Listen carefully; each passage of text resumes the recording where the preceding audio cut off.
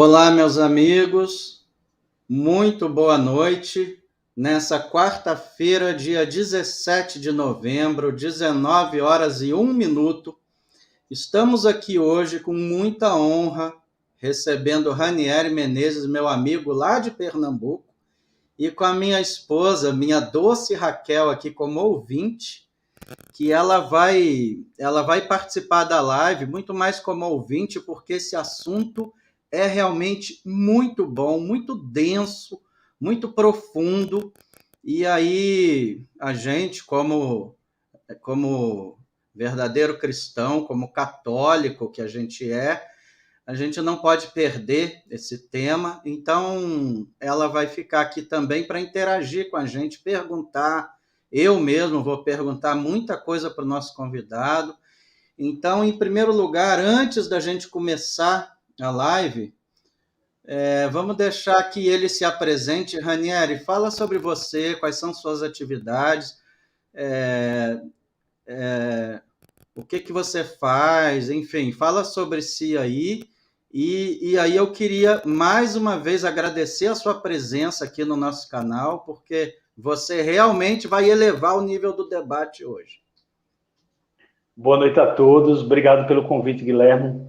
Prazer conhecer vocês e dizer a Raquel que eu acompanho as postagens do Guilherme. De vez em quando ele faz umas homenagens à amada esposa aí, e a gente acompanha e acha muito legal que isso seja valorizado entre vocês. Eu sou do movimento conservador do Agreste, eu conheço o Guilherme já tem um tempo, não muito, mas participei de uma live para falar sobre o Nordeste com o Guilherme e amigos, e apresentei o movimento conservador do Agreste, que é um movimento de pauta de agenda conservadora, de direita, aqui na região, e a gente tem essa afinidade de ir lá para cá, e também por amigos em comum, como Alexandre Carvalho, do Fórum dos Conservadores de Recife, inclusive o Fórum dos Conservadores de Recife. Tive o prazer de conhecer algumas pessoas lá também, por exemplo, a Raquel Brunera estava presente lá no fórum, e o doutor Alessandro Loyola também estava presente. Inclusive, como um dos assuntos que a gente vai tocar hoje vai falar sobre uma palavra que começa com fraude e termina com mia, fraudemia, alguma coisa desse tipo, aí o próprio doutor Alessandro Loyola escreveu um documento que muitos conhecem, já está circulando por aí, um PDF, um e-book, falando desses problemas relacionados a esses termos que, se a gente fala muito desses termos ao vivo, acaba o algoritmo complicando um pouco a gente. Então a gente vai evitar alguns termos, mas vocês estão compreendendo bem, com certeza esse público do Guilherme entende bem melhor sobre esses assuntos. Eu trabalho com design gráfico e marketing, já tem bastante tempo, e tenho interesses na área de teologia e filosofia, né? Desde os anos 2000, praticamente, 1999, por aí. Eu acredito que os primeiros conhecimentos na teologia surgiram por volta de mais ou menos 1997, 1996.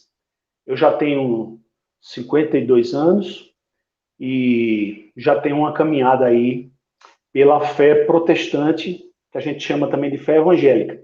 Mas, em termos de princípios gerais dentro da teologia, nós temos muitos princípios em comum com toda a cristandade, com todo o cristianismo, né? E a gente reconhece algo em comum que vai ser muito enfatizado, principalmente hoje, para tocar em assuntos sobre esses temas que nós declaramos antes, relacionados ao próprio Cristo, né? O senhorio de Cristo na história. O senhorio de Cristo na história, eu quero destacar o seguinte para vocês. O 2020 foi o ano, né? 2020 foi o ano que pegou todo mundo de surpresa. E 2020 aconteceu que muita gente ficou confusa, muita gente ficou perdida, ainda está até agora um tanto confuso, um monte de gente confusa e perdida com relação ao que aconteceu, com essas turbulências que aconteceram no mundo, com relação ao que os fatos de 2020. E aí eu reparei que muitos líderes cristãos, ou padres, ou pastores, ou estudiosos de internet, de youtuber, estavam trazendo temas para causar mais apreensão e medo do que temas relacionados à esperança e fé. Aí eu falei, peraí. Aí comecei a estudar um pouco e comecei a gravar vídeos. Eu gravei vários vídeos que estão lá no meu canal, Ranieri Menezes, gravando vídeos, fazendo explicações teológicas para amenizar essa pressão, porque além da pressão de toda a mídia que a gente sofreu, a gente ainda estava sofrendo pressões psicológicas e filosóficas ou teológicas de certos pastores dizendo que nós estávamos perto do fim do mundo. Eu me senti na obrigação de fazer uma pequena contribuição, de fazer estudos, desenvolver estudos, que eu já vinha fazendo estudos escatológicos de muito tempo. Eu falei, não, eu vou aproveitar o repertório que eu tenho, um pouco da bagagem que eu tenho, e vou compartilhar para falar um pouco sobre providência de Deus, sobre o senhorio de Cristo na história, sobre os cuidados que Deus tem na história, para que as pessoas não ficassem tão apreensivas. Aí, dessa ideia, surgiram 2 livros, um chamado Soberania de Deus e a Ordem Mundial, e o outro sobre o Grande Reset e o Senhorio de Cristo. Para fechar essa série, eu só preciso escrever agora sobre a situação climática, a agenda ambiental, que é outro problema que parece que vai voltar à tona com grande força esse tema, e muitos já estão discutindo esse assunto aí. Então, para fechar, no caso, a gente hoje se propôs a falar um pouco sobre a pandemia, ou posso usar outro termo, que não seja esse, para não ficar muito repetitivo, escatologia e grande reset. Agora, esses 3 assuntos, Guilherme e Raquel, esses 3 assuntos são assuntos complexos e que a gente, pelo tempo, a gente vai ter que fazer uma panorâmica, né? Para cobrir o assunto todo é muito, muito difícil, porque as pontas soltas vão ficar, né? Quando envolve escatologia, vai gerar mais dúvida. E aí vai sair a capa, né? O material está Ranieri, disponível. desculpa Oi. te interromper. Fala aí para o pessoal como é que eles adquirem o seu livro. Eu li ele hoje todo, antes da live. Então, apesar dele ser e-book, não sei se tem como eles adquirirem. Então, Ele é gratuito, ele está disponível no site revistacristã.org. Ele é gratuito e tem outro também. Então, só voltando essa capa, né, sobre o Grande Reset, o Grande Reset, ele foi feito com a preocupação de falar dos assuntos mesmo antes da reunião que estava proposta para acontecer em Davos, né? No caso, a grande reunião que eles trataram todos os tipos de temas relacionados ao Grande Reset. O Grande Reset, hoje em dia, o Grande Reset, por um tempo, parecia teoria da conspiração, né? Mas o Grande Reset não é teoria da conspiração. Apesar de alguns teóricos da conspiração usarem bastante esse tema Grande Reset para desenvolver suas ideias. Mas o Grande Reset hoje é altamente declarado pela grande mídia e pelo próprio Fórum Econômico Mundial, né, em Davos. No caso, a gente vai falar um pouco sobre quem é o criador desse termo e como isso se relaciona à fé cristã, que esse é o nosso foco. Aí, assim, só para a introdução, quando a gente fala em escatologia, para dar uma panorâmica sobre o que é escatologia, escatologia nada mais é do que estudar as coisas do fim, ou estudar o fim. Então, quando a gente projeta estudar o fim, ou a gente vai estudar através de projeções, de probabilidades, analisando os cenários presentes, ou a gente vai estudar baseado em alguma revelação, no caso, a revelação bíblica, né? Não revelação profética, que vai descer um anjo, vai falar com a gente. Não. Revelação escrita a partir do texto bíblico, através das escrituras, nós podemos fazer projeções como cristãos e como pessoas que creem nas escrituras. Então, esse é o primeiro, né, esse é o primeiro axioma que a gente pode pontuar e dizer o seguinte: a gente só pode discutir escatologia com base nas escrituras. Se eu for discutir escatologia com base em exegese de jornal, com exegese de internet, a gente vai enlouquecer aqui e vai fazer uma conversa de sanatório. A gente vai criar uma conversa de louco. Mas se a gente começa a analisar capítulos ou livros que se relacionam ao futuro ou coisas que já se cumpriram, a gente vai ter um panorama melhor como cristão. Então, escatologia nada mais é do que estudar as coisas do fim. Quando a gente diz que a gente estuda as coisas do fim, não devemos fazer especulações, e sim sempre estar respeitando o contexto gramatical, histórico das escrituras. Esse é o papel da teologia. E não simplesmente pegar um texto, isola ele, tira de fora de contexto e diz que isso aqui está relacionado à ascensão de um ditador na época tal. Não. Isso é muito arriscado, isso é um campo muito especulativo, e esse campo especulativo, os futuristas gostam muito disso, que a gente chama de escatológicos futuristas. Nós devemos sempre nos respaldar naquilo que foi revelado, naquilo que foi cumprido e naquilo que tem para se cumprir. Aí, desde já, o que tem para se cumprir no futuro que é revelado nas Escrituras? De modo geral, para toda a cristandade, temos a segunda vinda do Senhor, o juízo, a ressurreição geral. Todas as linhas cristãs creem na ressurreição geral. Como é que a gente crê na ressurreição geral? A partir da ressurreição de Cristo. Interessante que quando o próprio Cristo ele dá aquela ordem em Mateus 28 para evangelizar o mundo, ele diz que toda a autoridade foi dada a ele, e naquele estágio de Mateus 28, ele estava entre a sua ressurreição e a ascensão. Os cristãos vão entender bem esses termos, né? Após a crucificação, houve sua morte por 3 dias, ele ressuscitou, passou um período de modo ressurreto, com o corpo glorificado, ressurreto, e depois desse período, ele subiu aos céus. Antes de subir aos céus, ele dá a ordem para que os seus discípulos discipulem o mundo, ensinem as nações. Nesse sentido, a gente só vai entender e só vai crer que existe sua segunda vinda e que existe a grande ressurreição final por causa dos acontecimentos do primeiro século.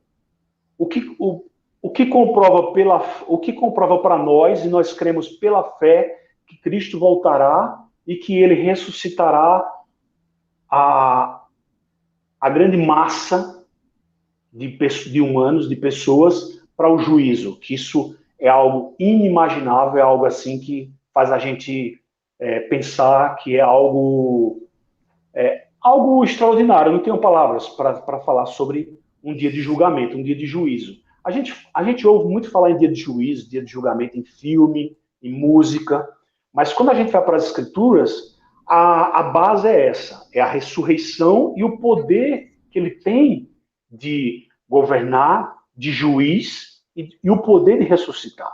Esse poder de ressurreição, ele fará, e nós cremos que isso acontecerá no futuro, com base no que já aconteceu também, com base em seu poder revelado no que aconteceu. Então, quando a gente fala em escatologia, aqui eu queria tentar facilitar a compreensão, pontuando um gráfico imaginário que a gente imagine desde a época da crucificação, do século I, da crucificação até a sua volta. Então, nós podemos traçar uma linha que a gente coloca a crucificação num ponto e depois, lá no final da linha, como se essa linha fosse a linha da história, a linha temporal. E no fechamento da história, a sua volta. Então, nesse intervalo da crucificação à sua volta, é onde estamos.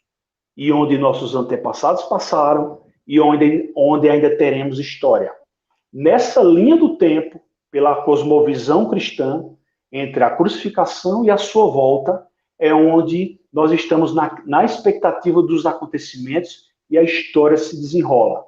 A história se desenrola de modo complexo por ciclos de gerações e por ciclos históricos. No caso, nós sabemos que os impérios, eles surgem e eles têm seus próprios ciclos, sua própria dinâmica, e nessa dinâmica eles têm seu começo, o seu auge e o seu declínio.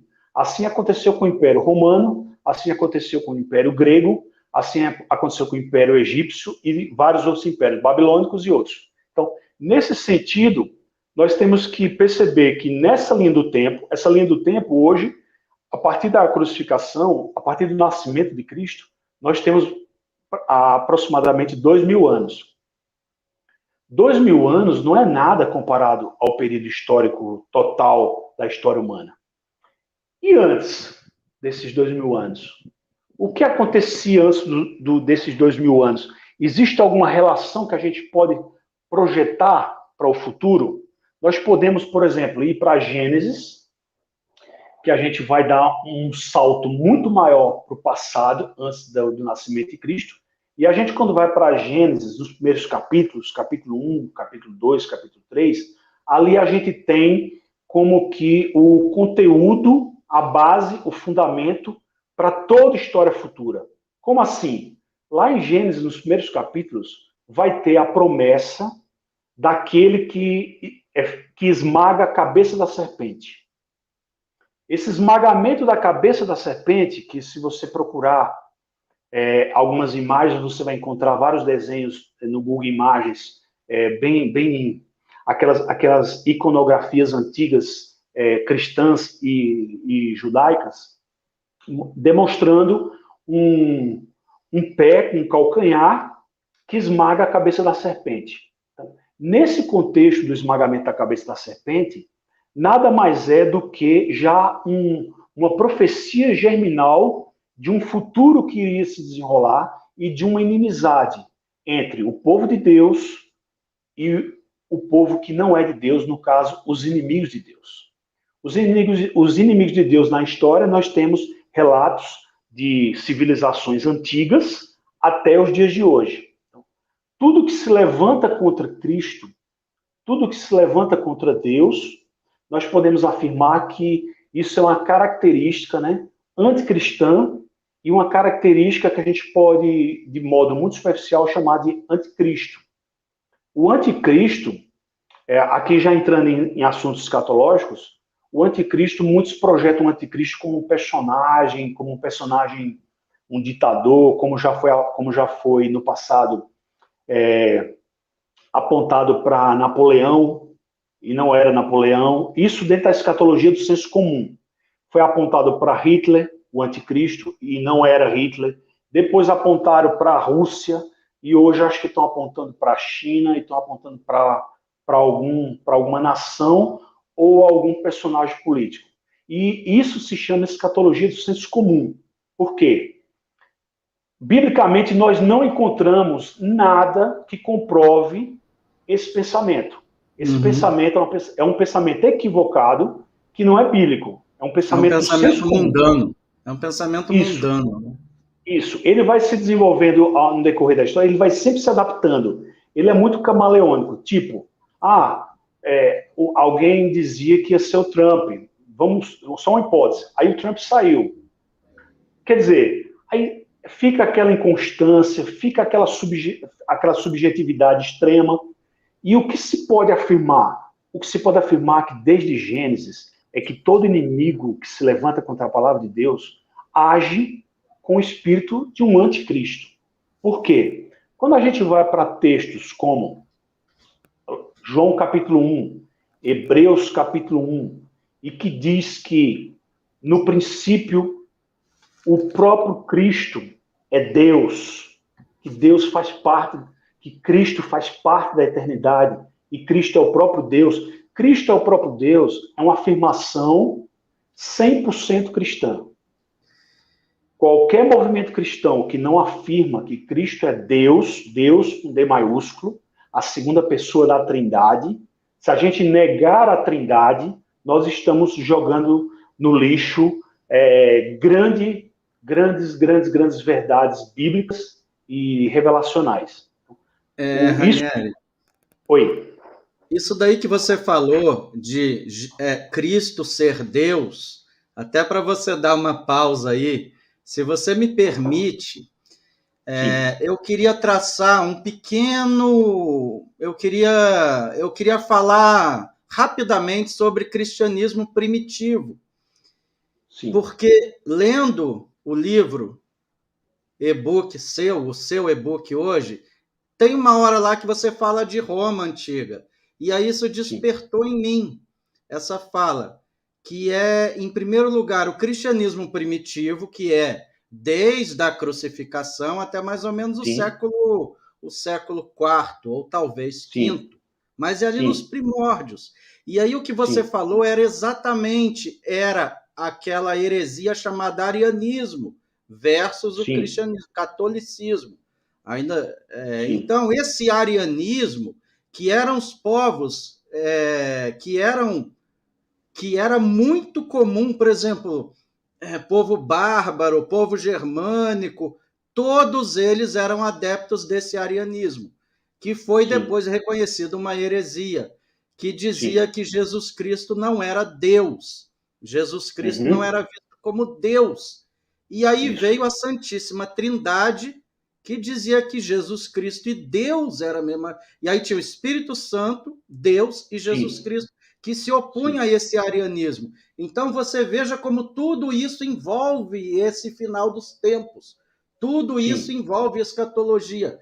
Porque sim, aí nesse período veio até, por exemplo, Agostinho, Santo Agostinho, que ele via o mundo romano caindo frente às invasões bárbaras. E aí ele escreveu um livro chamado A Cidade de Deus, que é a teologia pura, onde ele disse que existe a cidade dos homens e a cidade de Deus. E que a gente, homem, a gente como ser humano, transita em ambas as cidades. Então existe a sim, cidade de Deus e a cidade dos homens. E aí ele estava vendo essa invasão bárbara, ele estava vendo Roma ser saqueada e ele não podia fazer nada, porque aqueles homens daquele tempo, infelizmente, viviam só na cidade dos homens e não na cidade de Deus.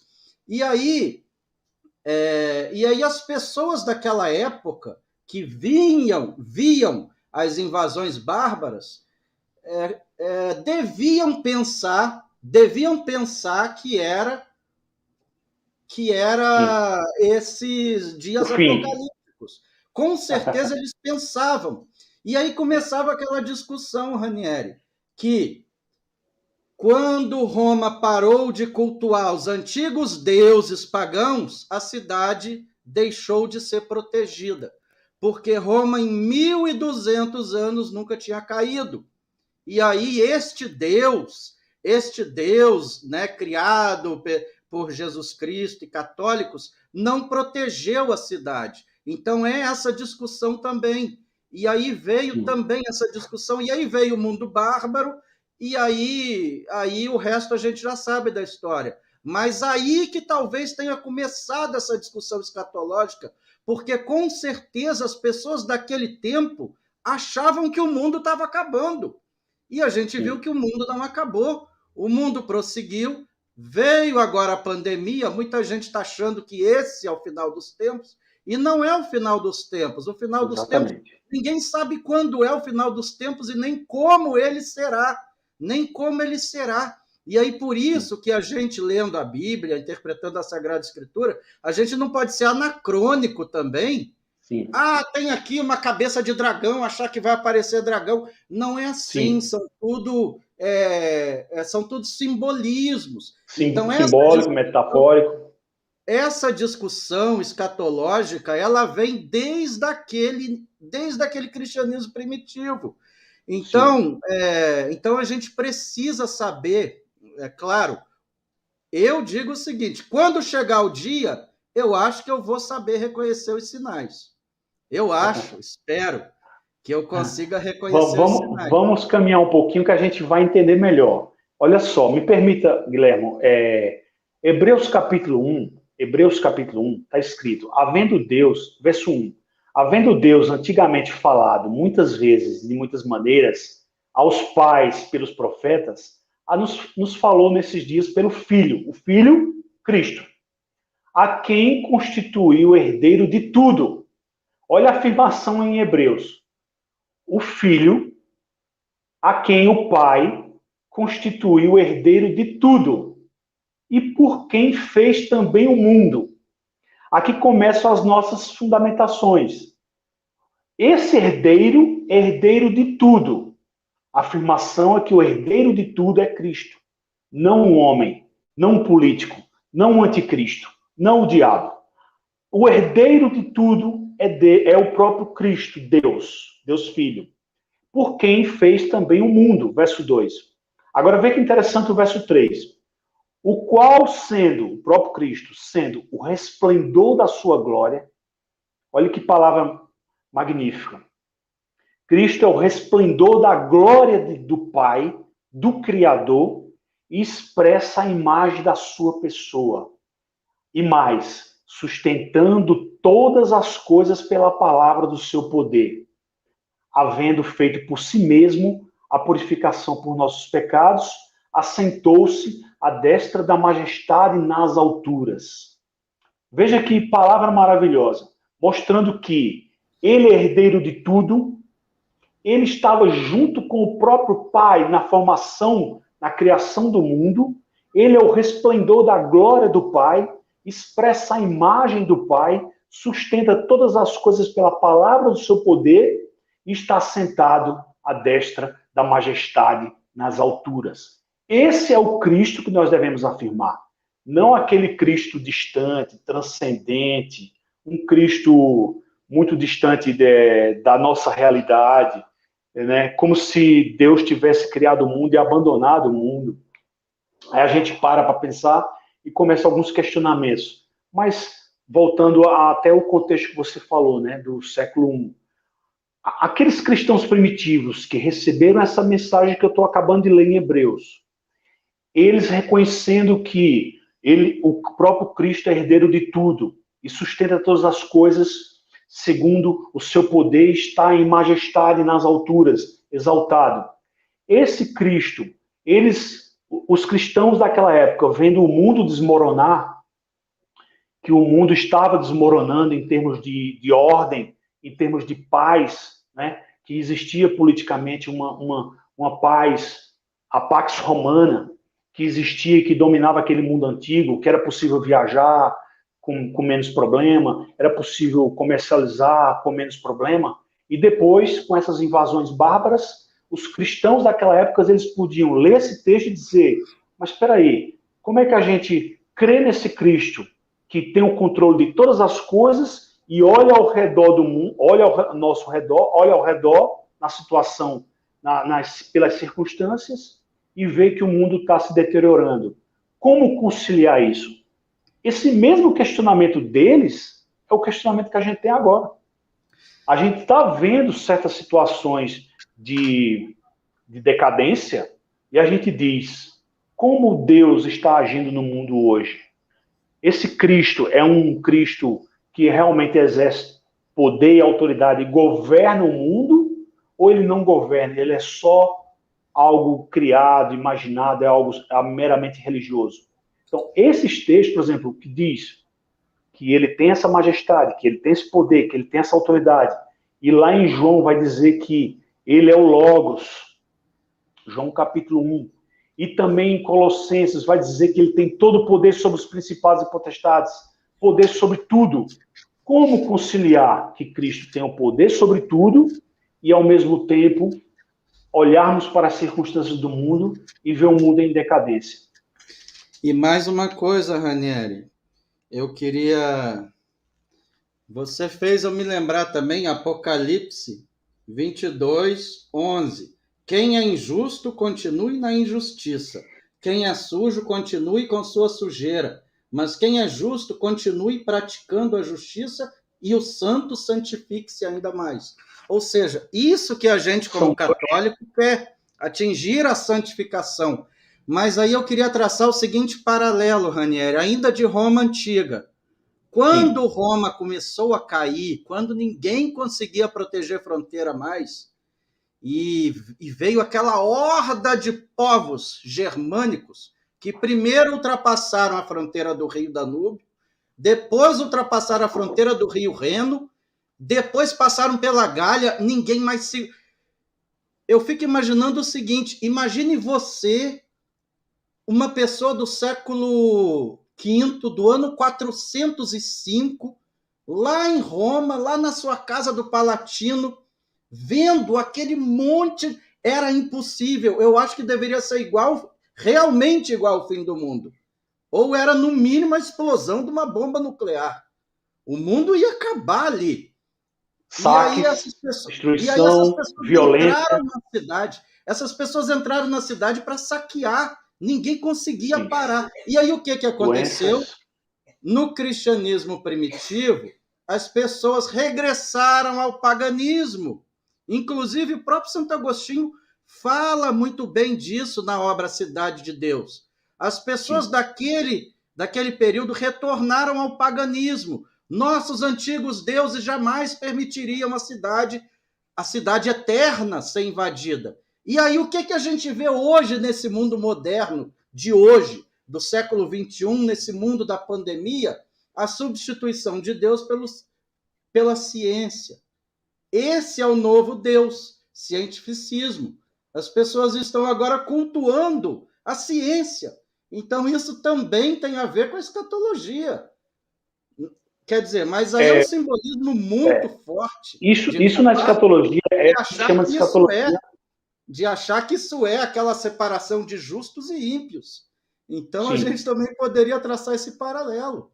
A gente chama essa escatologia, esse pensamento que você está declarando, Guilherme, de escatologia historicista.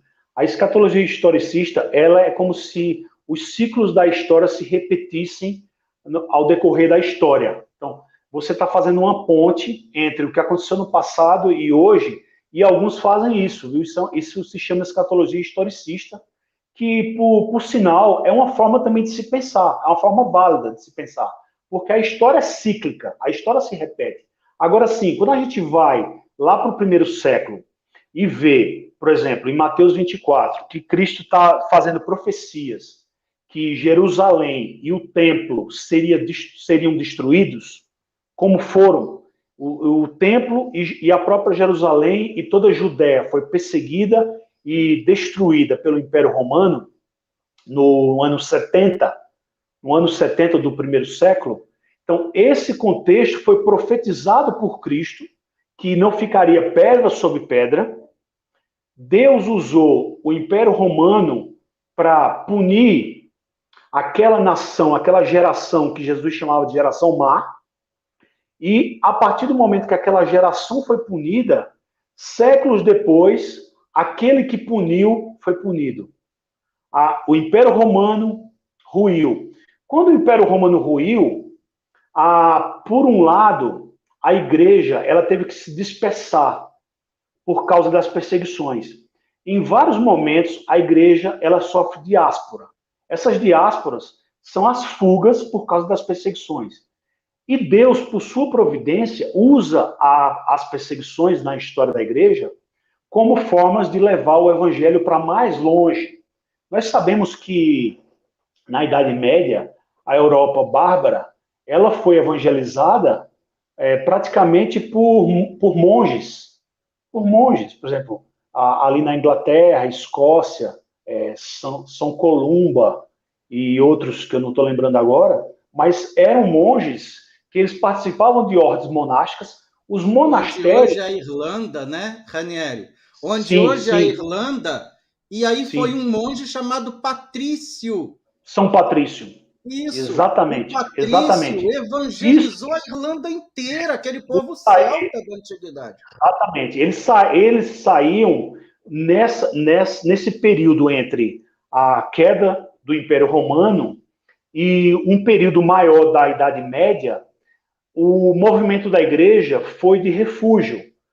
A igreja se refugiava em monastérios. Os monastérios, eles praticamente eram os centros de excelência de educação da época, onde eles podiam armazenar o conhecimento de gerações anteriores e podiam colocar à frente o evangelho. E nesse movimento monástico, esse movimento, no decorrer do tempo, os monges evangelizavam países distantes, como a Europa bárbara. Mas, assim, para não perder o foco, que é muito assunto, eu queria lembrar o seguinte: quando a gente fala em fé cristã, apesar das nossas diferenças entre protestantismo e catolicismo, a gente tem que lembrar o seguinte: a fé cristã declarada pelo próprio Cristo ele mesmo diz em sua palavra que ele é o caminho, a verdade e a vida. Essas afirmações que ele é o caminho, a verdade e a vida, ele está se autodenominando e ele está declarando que não há caminhos. Não há caminhos para Deus a não ser por ele mesmo. Isso é uma afirmação exclusiva. Isso é uma afirmação exclusiva do cristianismo. Quando ele diz que ele é a verdade não deve ser relativizada. Hoje a gente está vivendo uma pós-verdade, nós relativizamos toda a verdade, praticamente, nessa confusão essa confusão linguística que temos hoje, essa confusão semântica que temos hoje. Hoje, praticamente, ninguém afirma mais a verdade. Ele dizia, eu sou a verdade. E ele, ao mesmo tempo, dizia que era a vida. Essas afirmações, quando o próprio Deus diz que ele é a vida, fora dele, o que é que você vai encontrar? Você vai encontrar a morte, você vai encontrar a destruição, você vai encontrar o caos. Ele mesmo afirmando, eu sou a vida, fora dele não há vida, fora dele não há caminho, fora dele não há verdade. Essas afirmações, como também está em Hebreus, que eu acabei de ler, mostrando que ele é o próprio resplendor da glória do Pai, João, que ele é o próprio Logos, nós temos que entender que, ao rejeitarmos isso, como cristãos, não devemos rejeitar nunca, mas aqueles que rejeitam, eles vão encontrar o desespero, a falta de esperança, a morte e a condenação.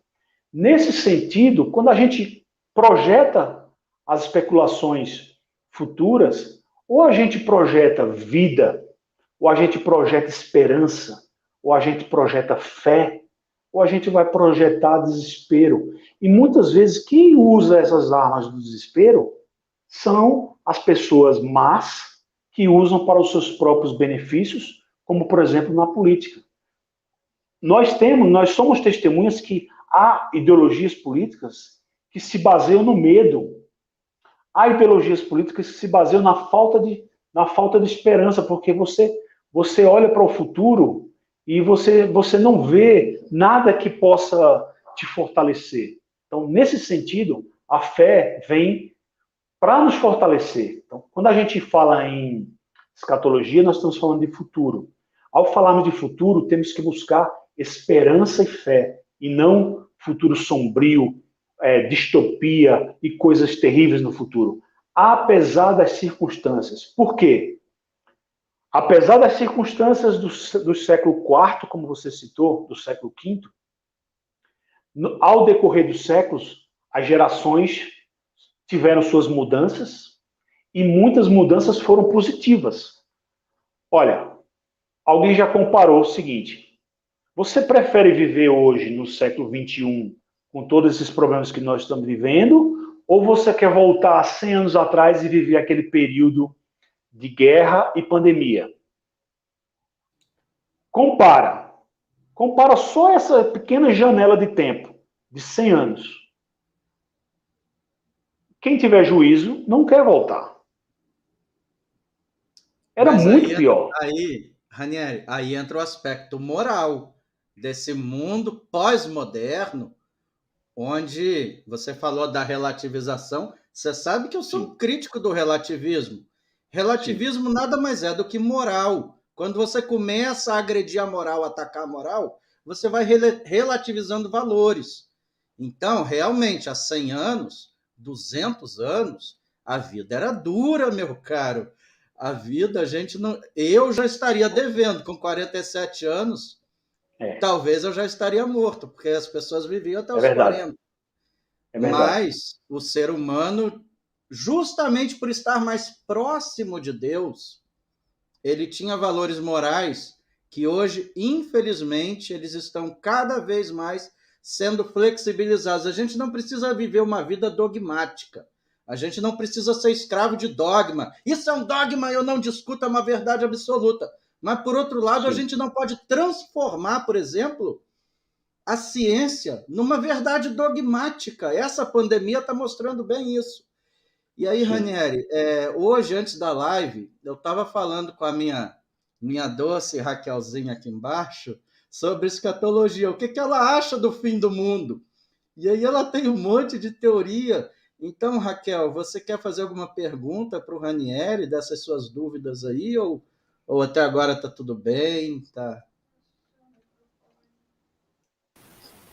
Bem, primeiro eu gostaria de dar boa noite aqui para o nosso convidado, o Ranieri Menezes, meu marido Guilherme, nossos amigos do chat. Hoje eu estou aqui mais para ouvir mesmo, sou ouvinte, estou aqui para aprender. Mas eu gostaria de fazer uma pergunta, sim, Ranieri. Você começou a live falando sobre alguns pastores, né, que exploram o fim do mundo, mas não são só os pastores, né? Filmes são feitos sobre o assunto. E aí eu queria saber de você, o que você acredita, né, ser tão necessária a criação dessa atmosfera de fim do mundo, né, causar pânico, testar a fé. Gostaria de trazer, né, mais para o nosso século agora, né, não de Roma. Para que essa criação dessa atmosfera de pânico? É sempre filme, séries, fim do mundo, zumbi. É para causar pânico, testar a fé? Terrível, terrível. Mas, assim, sempre fez parte, né?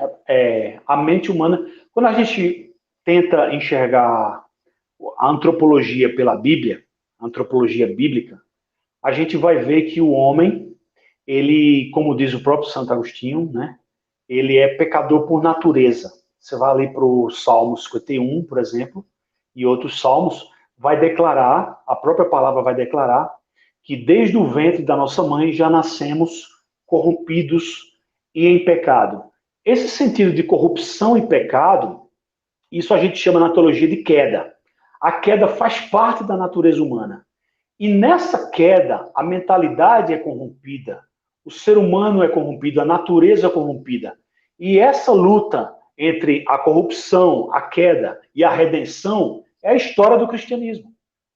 Quando o Santo Agostinho fala que a cidade dos homens, né, e a cidade de Deus, no sentido de que a cidade de Deus ela deve influenciar o mundo, a gente, nessa concepção de cidade de Deus, ou se a gente for para a oração do nosso Senhor, que diz assim na terra como no céu, quando a gente ora, a gente está falando assim na terra como no céu. A gente não está orando só pelos acontecimentos transcendentes celestiais, e sim pelos acontecimentos imanentes e terrestres. Nós estamos orando pelos nossos problemas, né? E um dos nossos problemas na teologia é o pecado. E desse pecado, nós podemos dizer, Raquel, que toda produção cultural anticristã nasce dessa fonte. Nasce dessa fonte corruptível. E é dessa fonte corruptível que existe essa tensão, não é uma tensão entre o bem e o mal. Isso seria maniqueísmo, que por sinal foi debatido e contestado pelo próprio Agostinho. Ele se levantou... Ele era maniqueísta. Ele foi maniqueísta depois... Tem que dizer quem era maniqueu. Isso daí perdurou até o século XV no Oriente Médio. Não, mas no sentido... Ele conheceu o maniqueísmo, mas depois ele fez sua reflexão. Exatamente. Ele combateu porque viu que era uma heresia. Deus é bom, o diabo é mau. Deus é bom, o diabo... Era assim, era uma coisa dualista. E só para explicar de modo geral, essa tensão entre o bem e o mal, entre forças equivalentes e opostas, isso não é bíblico. Por quê? Deus tem um poder que nada pode se levantar contra ele.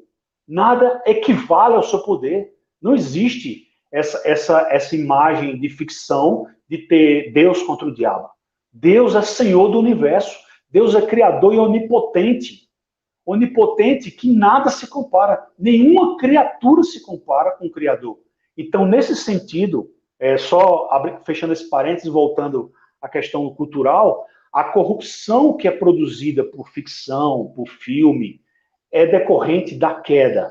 E quando a gente tem essa cosmovisão bíblica, essa cosmovisão cristã, nós temos que entender a criação, a queda, a redenção e a consumação. Esses são os pilares da cosmovisão cristã.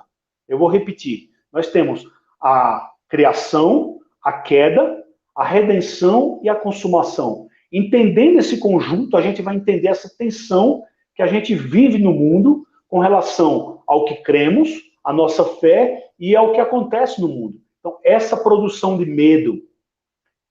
Qual é o antídoto da produção de medo? Esperança. Olha, o medo e esperança é tão fundamental na psicologia que os marqueteiros políticos exploram isso. Ou eles exploram medo, ou eles exploram esperança. As fake news que circulam por aí ou exploram medo, ou exploram esperança. Muito mais, com certeza, exploram medo. Nesse sentido, nós temos que trabalhar no aspecto redentivo. O próprio Agostinho, aqui a gente podia até dar uma ênfase a Agostinho hoje, né? Ele trabalhou exatamente nesse resgate redentivo da história. Inclusive, ele até proclamava que o cristianismo deveria retomar, saquear o paganismo, no sentido de recuperar o seu espaço. Essa tensão de adentrar, de ocupar espaço dentro do paganismo e puxar para os valores cristãos, isso é histórico também, isso é teológico. Nesse sentido, só pontuando um pouco do que tem no livro do PDF do Grande Reset, eu fiz algumas citações, principalmente situações atuais, mostrando que o mundo atual do século XXI, aqui a gente está pulando lá do século IV para o século XXI, pontuando o século XXI, nós temos, principalmente nas primeiras páginas do sumário, do índice, Guilherme, que nós estamos hoje numa época de não cooperação, aí, no ponto 1. Nós estamos numa época, no ponto 2, nós estamos numa época de discórdia e de não cooperação. Nós temos ciclos históricos, épocas de cooperação, por exemplo, épocas de cooperação pós-guerra, por exemplo. No caso, nós não estamos vivendo esse período, e quem está declarando isso são estudiosos, pesquisadores, você deve ter visto no e-book, agências de pesquisas e estatísticas, e principalmente historiadores e estatísticos que estão comprovando que a gente está vivendo um momento de desintegração. Nós estamos vivendo uma fase de desintegração. Agora, isso não significa que é o fim. Agora, como é que a gente baseia que isso não é o fim? Nós temos ainda promessas na escatologia, por isso que o assunto é escatologia, nós temos promessa que o cristianismo ainda terá um grande desenvolvimento mundial, que estamos apenas no começo. Nós não podemos afirmar que estamos no fim. Se pudermos fazer alguma afirmação, é que ainda estamos bem no começo. Bem no começo porque 2000 anos de história de cristianismo, dentro da história humana, é uma janela temporal pequena.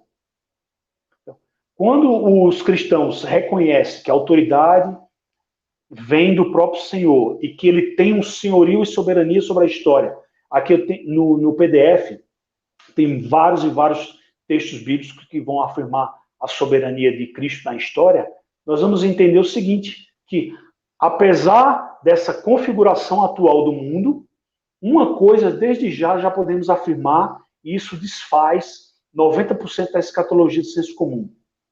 O cenário atual não favorece o advento de um anticristo como a escatologia do senso comum imagina. Por quê?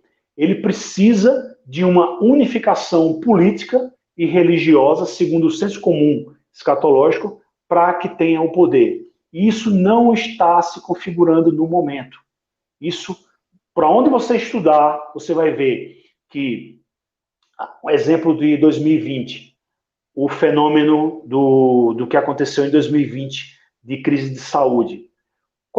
Quais foram as principais reações dos governos? Foi uma alta cooperação ou foi, de certa forma, um movimento de fechamento, de autofechamento e nacionalismo.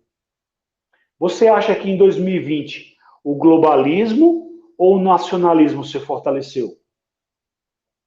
Com todos esses fenômenos de fechamentos de fronteira, politização de produtos médicos, no caso, eu não vou citar o nome para não ficar falando o nome de substâncias. Cresceu com certeza. O nacionalismo. Um movimento que a gente até luta por isso, né, Guilherme? E passou a virar uma palavra proibida. Nacionalismo virou sinônimo de um outro nacionalismo radical que já fez história, que a gente sabe o que é aqui. Então, as pessoas já imediatamente mudam o significado e associam para associar uma coisa extremista, quando não é. Nacionalismo é justamente algo que para a gente é bom. Mas aí, Ranieri, você falou sobre nacionalismo e entra uma discussão interessante, que a igreja é um reino, você mesmo fala no seu e-book, que é o reino de Deus. Não existe um certo imperialismo no reino de Deus e na igreja de querer cada vez mais expandir-se no mundo? Sim. Então, como que você vê esse movimento? Nós chamamos de expansionismo. O expansionismo nada mais é do que está escrito em Mateus 28. Eu vou abrir Mateus 28, permita. Mateus 28, rapidinho, abrir. Está escrito o seguinte: os últimos versículos de Mateus 28, Jesus diz aos discípulos: é-me dado todo o poder no céu e na terra, verso 18, portanto, ide, fazei discípulos de todas as nações, batizando em nome do Pai, do Filho e do Espírito Santo, ensinando-os a guardar todas as coisas que vos tenho mandado. E eis que estou convosco todos os dias, até a consumação dos séculos. Essa promessa, essa ordem, esse envio, esse mandamento, debaixo da autoridade dele, depois da ressurreição e antes da sua ascensão, ele está dizendo que a responsabilidade dos cristãos, dos discípulos, é levar essa mensagem a todas as nações até que ele volte. Então, quando a gente para pensar nessa afirmação que ele está dizendo, para que a igreja avance, para que a igreja vá, para que a igreja evangelize o mundo, nós temos nessa promessa uma ordem e uma autoridade e um poder que não é nosso. Ele mesmo diz, né, no verso 18, todo poder me é dado no céu e na terra, portanto, ide. É com base nesse poder que ele envia, a missão é dele. Nós temos a história das missões desde o século I. O século XIX foi um século extraordinário em missões. Foi o século de maior evangelização no mundo. E o século XX houve um declínio.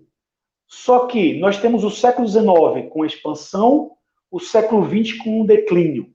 Só que mesmo nesse declínio, eu coloquei uns mapas aí no próprio e-book que mostra o crescimento da cristandade no mundo. Então, aqui, ó, página 15, Guilherme. Página 15, um gráfico atual é que na América do Norte há em torno de 268 milhões de cristãos. Na América Latina, 612 milhões de cristãos. Na Europa, 565 milhões de cristãos. Na África, 667. Aí. Na Oceania, 28 milhões. E na Ásia, 379 milhões. Esses números, eles apontam que isso são dados do século XX. Esses dados do século XX, essa população cristã, ela é muito maior do que aconteceu no século XIX. Mas o século XIX foi o celeiro das missões. Foi o celeiro dos missionários. Sabe o que aconteceu no século XIX? Os missionários da América do Norte e da Europa, após a Reforma Protestante do século XVI até o século XIX, os missionários desciam para a África e para a América Latina. A gente sabe que houve um período de imperialismo, colonialismo, exploração mercantilista. Todos esses períodos desembocaram no século XIX, que o século XIX foi o século das missões. Então, no Brasil, nós temos históricos de missionários cristãos que vieram dos Estados Unidos e da Europa. E na África, o mesmo movimento. E sabe o que está acontecendo nesse momento, e tudo indica que vai acontecer para frente? Que a América Latina está exportando missionários para a América do Norte, por causa do declínio que teve na fé na América do Norte. E missionários, tanto da África quanto da América Latina, está sendo encaminhado para a Europa como missionário. Sabe o que está acontecendo na prática? Talvez muitos não saibam. Há muitos missionários cristãos que estão disputando espaços com o crescimento do Islã na Europa. A Europa, todos sabemos que houve um declínio da reforma protestante, houve um declínio do catolicismo romano na Europa e houve um avanço do Islã. E nesse avanço do Islã, até o próprio professor Olavo de Carvalho coloca o Islã como um terceiro esquema de poder mundial. Ele coloca China e Rússia, coloca globalismo e coloca o Islã como sistemas competitivos de poderes.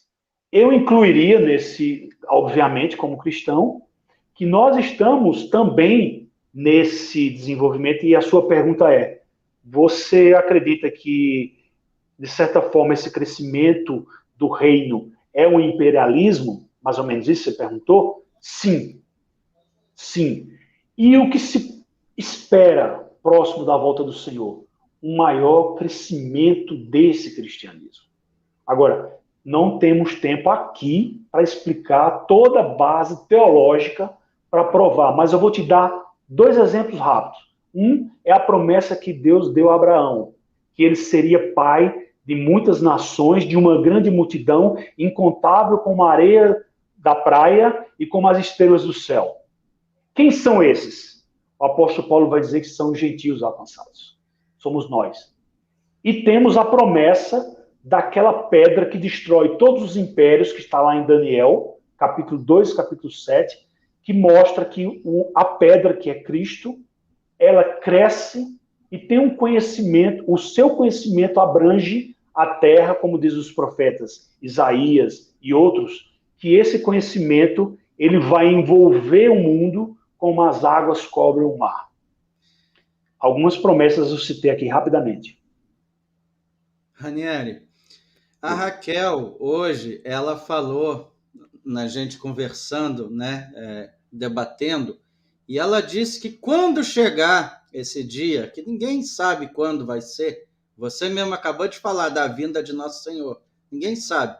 Ela disse que vai ter os sinais e que as pessoas que vão ser incumbidas de reconhecer, chegou o dia, é esse, chegou, está acontecendo. Como é que vai funcionar isso? É o tipo de pergunta, não tem como responder objetivamente, mas como é que vai funcionar isso? Os sinais, no senso comum da escatologia, que quando eu falo escatologia de senso comum, é uma escatologia não bíblica. Muitas pessoas acham que os sinais são guerras, terremotos.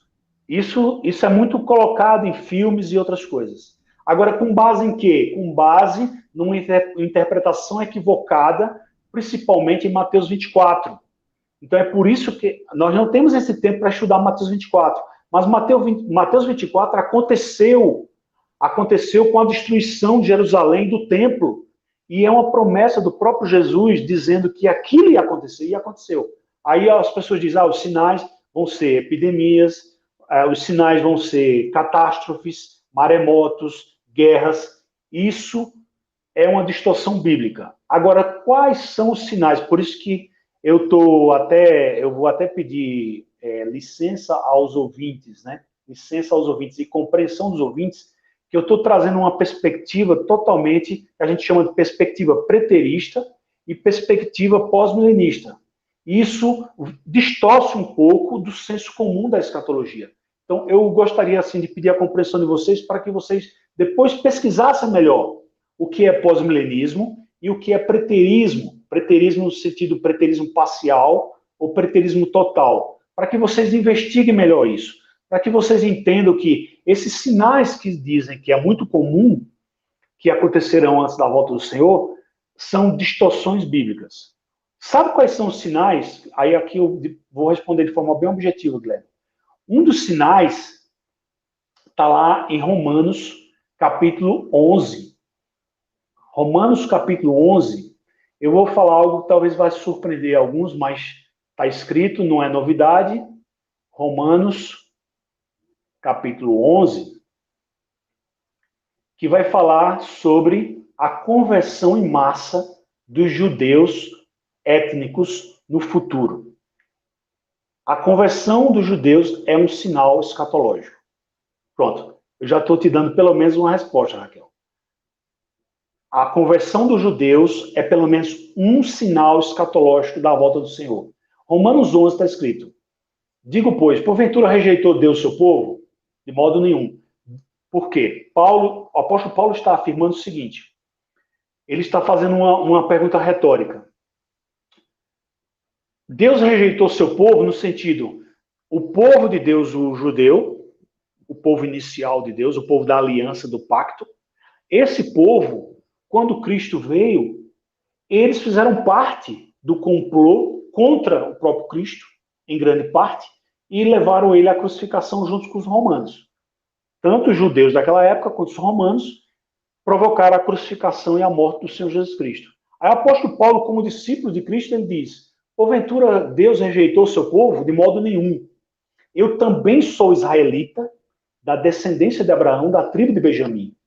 Deus não rejeitou seu povo, antes se conheceu. Ou não saber o que diz as escrituras de Elias, como fala Deus contra Israel, dizendo: Senhor, mataram teus profetas, derrubaram teus altares, só fiquei eu e busco minha alma.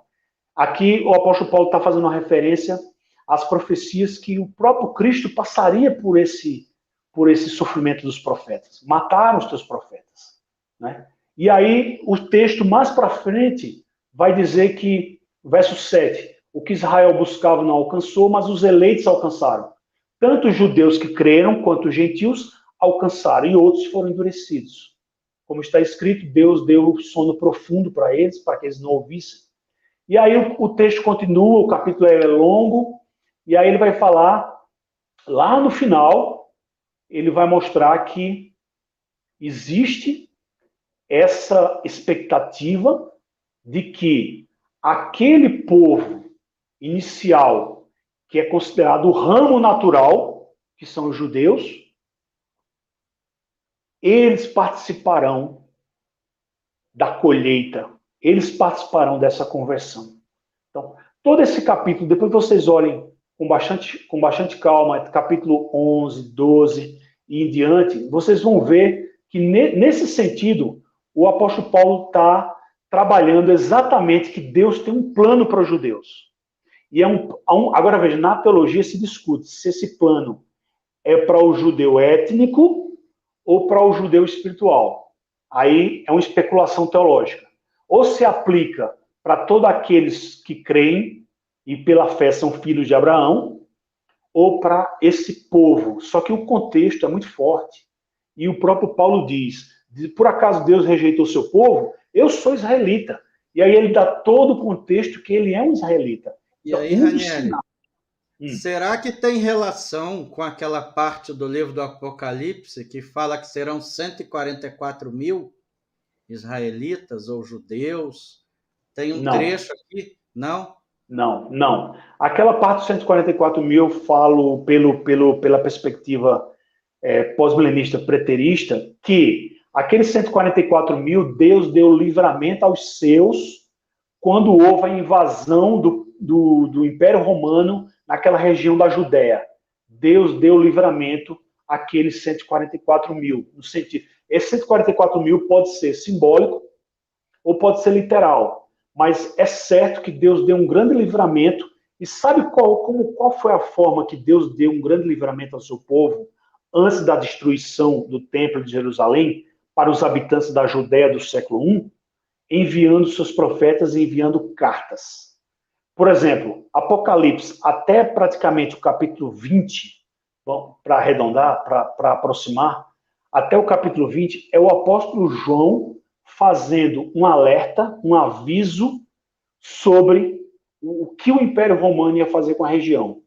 Aí a gente entraria numa discussão sobre data da produção da carta de Apocalipse, que daria uma grande tese para se discutir sobre a data, mas basicamente o aviso é esse. E também o sermão profético de Jesus, de Mateus 24.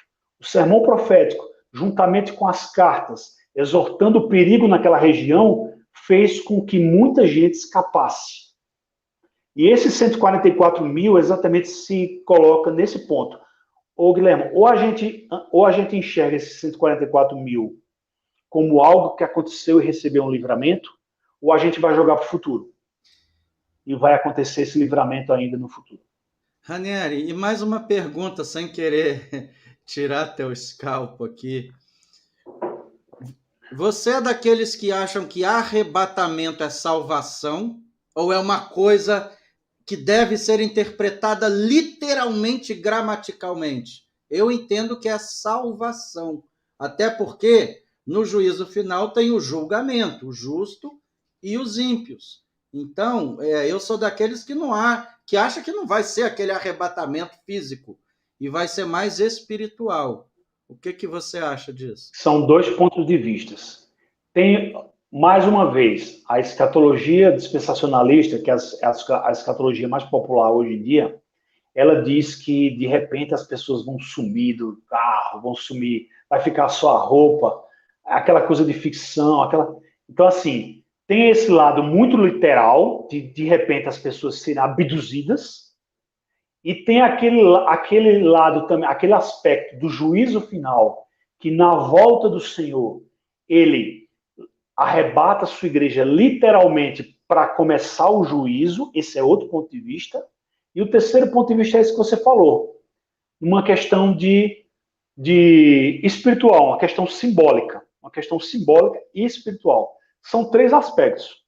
O aspecto dessa ficção que vai sumir gente no trânsito, tem o aspecto do juízo final, que é tanto o amilenismo quanto o pós-milenismo e outras vertentes creem nesse aspecto que, com a volta do Senhor, haverá o arrebatamento e o juízo, e também há o arrebatamento no sentido espiritual, no sentido simbólico, no sentido de que todos estarão juntos com Cristo na sua volta e participarão do juízo, e haverá novo céu e nova terra, como diz o texto de Apocalipse e outros textos. Mas assim, é porque escatologia, pessoal, eu tenho que pedir desculpa mesmo, porque escatologia, cada assunto, puxa vários assuntos, e muitos assuntos existem no senso comum. Por exemplo, assuntos dos sinais, assuntos sobre arrebatamento, assuntos sobre a volta, assuntos sobre como a situação do mundo se encontrará perto da volta do Senhor. São assuntos complexos, e são assuntos complexos que merecem perspectivas diferentes para que a gente analise, né, qual a melhor compreensão. Eu queria enfatizar o seguinte: toda geração acha que é o fim da história. Quem passou pelas guerras do século XX achava que era o fim da história. Exato. Quem passou pelo século IV e viu ali os bárbaros achava que era o fim. Era doença, era perseguição, violência. Quem passou pela destruição de Jerusalém no século I achava que era o fim. Imagina a Segunda Guerra, os anos 30. Imagina os anos 30. Sim. Olha, o século XIV... Eu escrevo muito sobre história, você sabe. Eu sou um dos que afirma exatamente o que você disse, olha a coincidência, que a gente se move em ciclos históricos. É como se fosse aquele pêndulo. Ele fica para cima, para baixo, a gente vai e volta para o mesmo tempo. Então, a gente, nesse período de hoje, desse vírus, a gente está reproduzindo vários períodos de fome, de peste, de guerra que aconteceram.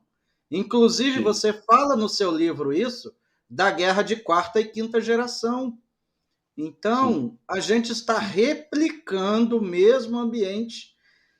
E aí, Raquel, a gente já pode partir para perguntas? Tem uma pergunta no chat aqui, Ranieri. Eu não sei se você pode responder. Passar para a pergunta. Olha só, Ranieri. Pode passar. Eu coloquei uma pergunta no chat aqui. Podem explicar sobre os dias de escuridão? Acho que 7 dias. E aí a gente passa para a Raquel formular uma pergunta.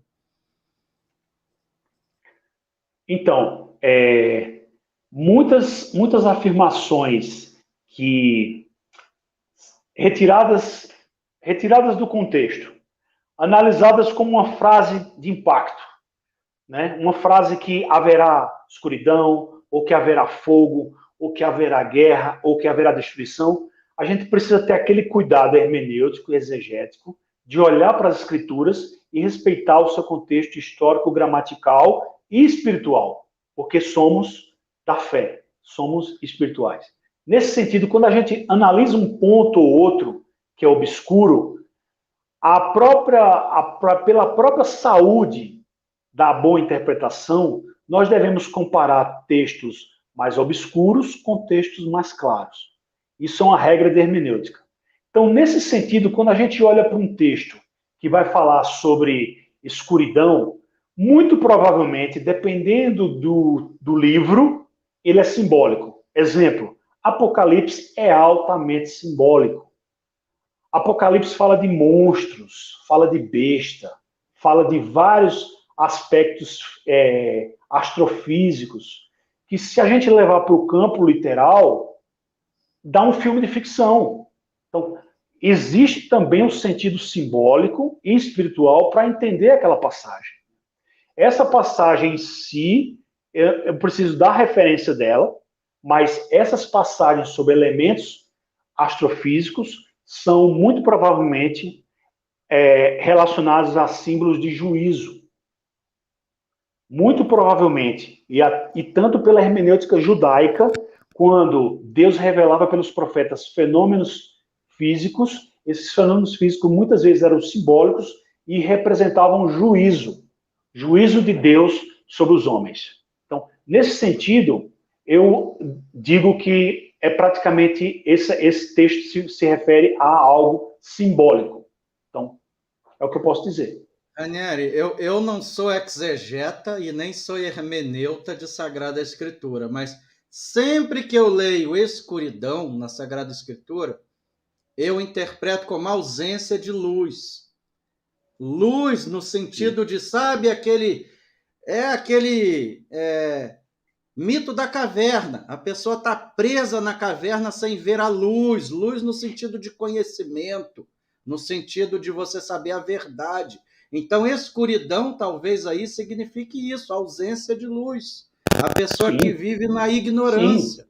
Mas não só na ignorância, como pode ser um tempo terrível. Pode ser um tempo terrível, um tempo de juízo. Um exemplo, a peste negra no século XIV, né, que eu até cito lá no e-book. A peste negra, ela devastou 60%, em alguns casos, 60% das cidades. Se estivesse acontecendo algo parecido hoje, a gente ia dizer que estaria muito perto do fim, porque seria uma coisa terrível pelo tamanho da nossa população, né? Então, assim, as guerras, essas incertezas... Então, o que a gente não pode cair no erro, Guilherme e Raquel, é a gente querer analisar as circunstâncias e projetar especulações futuras. A gente tem que analisar as circunstâncias e buscar luz nas escrituras, né? Aqui, mais uma vez, a gente está falando de luz, né? Foi exatamente o que o Guilherme falou, o contrário à escuridão. E o próprio Cristo se declara luz, né? Se ele se declara luz, é exatamente isso, é pela cegueira, é contrário à cegueira, é contrário à escuridão, é contrário à ignorância, é contrário a tudo isso. Nós temos que entender o seguinte, os cristãos antigos, que viveram tempos difíceis, muito mais difíceis do que a gente em certo sentido, alguns cristãos antigos, por exemplo, do século XVI, século XVII, eles projetavam a volta do Senhor para o ano 8400. Nós estamos no ano 2000. Eles passavam períodos difíceis, mas eles projetavam o futuro para o ano 8000, para o ano 10.000. Agora, por que os cristãos hoje são tão ansiosos e tão imediatistas e acham que é o fim? Toda geração acha que é o fim. Por que nós devemos achar que é o fim agora? Por causa do comunismo. Por causa do globalismo. Vida moderna. Essa vida moderna induz a isso. O homem hoje é muito mais fraco, Ranieri. O homem hoje é muito mais fraco do que o homem da Idade Média. Sim. Raquel, você tem alguma consideração, lindinha? Bem, a Lúcia Mazeu, né? A Lúcia Mazeu perguntou: Deus se arrependeu da sua criação? Vocês falaram muito aqui sobre o crescimento do cristianismo, né?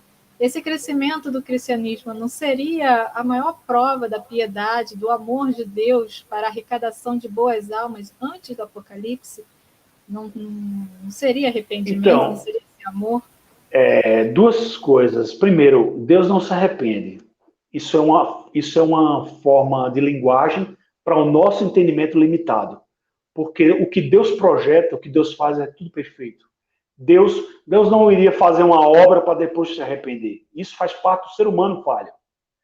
Quando a gente ouve que Deus se arrependeu, como está escrito que Deus se arrependeu, nós temos que entender no sentido limitado, humano, que Deus está sempre ajustando a história, está sempre conduzindo a história para o final e o propósito que ele decretou, que somente ele pode decretar, e o seu propósito irá se cumprir porque ele tem todo o poder. E nesse sentido, quando fala em arrependimento, não é um arrependimento de que, como se ele fosse um Deus romano, exemplo, um Deus grego, um Deus que tivesse falha. Não, o que Deus projeta é perfeito. Agora, outro ponto, outro aspecto é que as pessoas estão muito mal conduzidas em termos de compreensão em Apocalipse e sempre projetam Apocalipse para o futuro.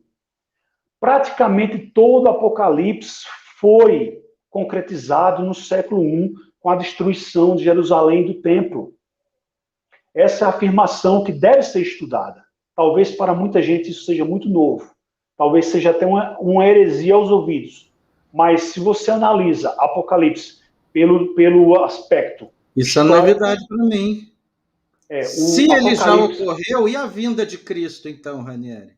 Ele já veio? Sim, e a gente não é Apocalipse todo. Apocalipse, é o que eu disse, Apocalipse até o capítulo 20, 21, até Apocalipse 20, até quando fala sobre o milênio, ali existe uma chave hermenêutica que joga quase todo o Apocalipse para o passado. Existem teses de doutorados com os maiores teólogos dos Estados Unidos, por exemplo, Kenneth Gentry, que ele desenvolve exatamente essas teses, que não são teses desenvolvidas por ele, mas que ele faz todo um levantamento histórico, teológico, bíblico, e ele afirma, não só ele, como todos os preteristas e todos os pós-milenistas, que 90% do Apocalipse foi cumprido, não se projeta para o futuro.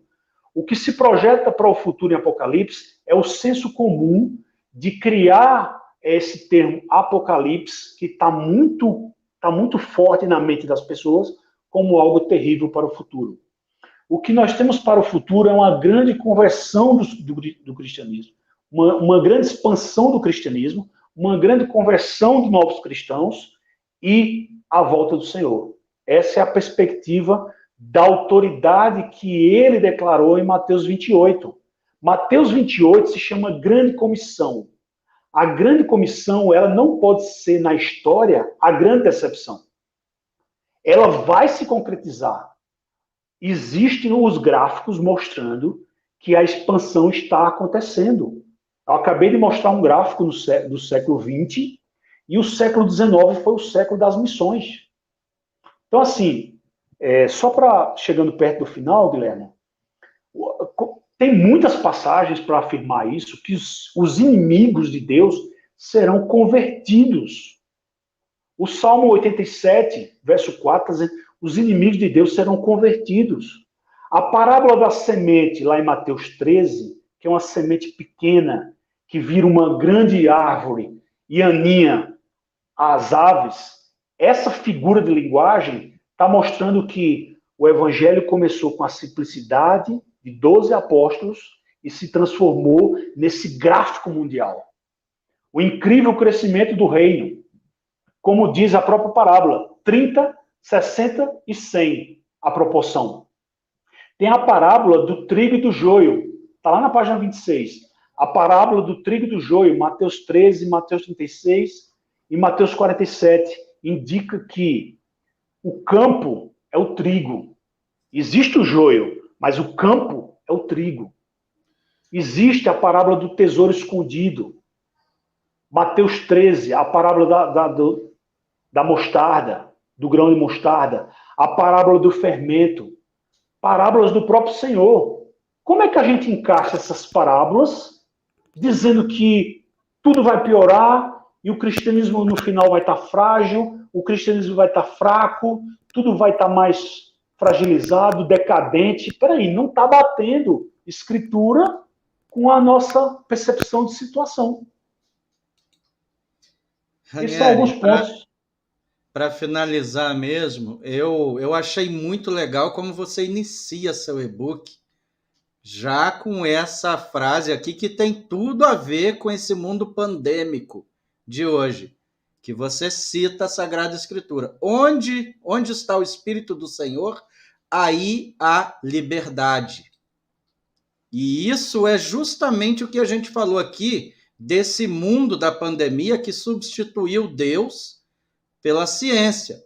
Então, quando você retira Deus, o que acontece? Opressão, perda de liberdade.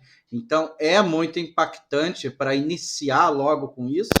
E aí aqui também, Deus falou uma vez, 2 vezes ouvi isso, que o poder pertence a Deus. O poder pertence a ele. Então, é realmente impactante para um início de um livro. Então, aí já mostra que veio, né? Já fica bem claro. Assim, minhas considerações, Guilherme e Raquel, é que é o seguinte: diante de um assunto complexo, diante de um assunto que se conhece muito pouco, e você tem textos dizendo que o Senhor é o Deus Todo-Poderoso, que ele tem um plano, e que toda autoridade pertence a ele, e que ele envia seus discípulos a todas as nações, e que o objetivo dele é conquistar, e que o objetivo dele é vencer os inimigos, e que o objetivo dele é que seu povo não tema, que o seu povo avance, que a nossa confiança está no Senhor, como diz muitos salmos, que nós devemos viver sem temer nenhum mal, que nosso coração deve estar firme. Isso Salmo 57, Salmo 46. Então, nesse sentido, você veja, quando Lutero passou por aquela situação de questionar a instituição daquele momento, com suas teses, e criou todo aquele movimento de reforma, todo o sistema político e religioso queria, literalmente, executá-lo. E a reação dele diante daquilo, ele sendo praticamente só, ele escreveu um hino dizendo: se nos quisessem devorar, demônios não contados não nos podiam assustar, nem somos derrotados. O grande acusador dos servos do Senhor já está condenado e vencido cairá por uma só palavra. Isso é o hino Castelo Forte. Lutero sozinho, claro que não foi pela força dele, mas Deus usou um homem naquele momento para que a igreja pudesse, de alguma forma, oxigenar e ramificar, para que pudesse resgatar alguns princípios bíblicos que a instituição, naquele momento, já havia desviado. E aí, nós temos como herança, né, por exemplo, a afirmação de dizer: não, nós cremos somente nas Escrituras. Nós só cremos em Cristo pela fé. Nós queremos dar glória a Deus. Nós queremos buscar somente a fé. Aí são os princípios que surgiram daí. Então, nesse sentido, Deus levantou um homem, Deus pode levantar uma dúzia, Deus pode levantar uma cidade, Deus pode levantar uma nação. E Deus está levantando, veja, quando a gente olha para a nossa situação circunstancial de política, já que é um assunto que sempre a gente é recorrente, a gente vê que na eleição passada, essa última eleição que tivemos para presidente, um dos resultados positivos que favoreceu a vitória foi a igreja evangélica. Não que eu esteja querendo puxar, como se diz no ditado popular, a brasa para a sardinha. Mas a igreja evangélica, com todas as suas dificuldades, com todas as suas fragilidades, com todas as suas ignorâncias teológicas, ela, no momento certo, em uma quantidade substancial, resolveu uma parada. E ela está em crescimento. E o maior desafio contra esse globalismo se chama cristianismo. O maior desafio contra o avanço global, contra o comunismo, se chama cristianismo. Se chama fé cristã. E a fé cristã, eu tenho lá textos sobre soberania, textos sobre o poder de Cristo, textos sobre a grande comissão. A gente não tem tempo para discutir tudo isso, mas está tudo escrito lá no e-book. Eu espero que seja uma pequena contribuição. Eu não consegui transmitir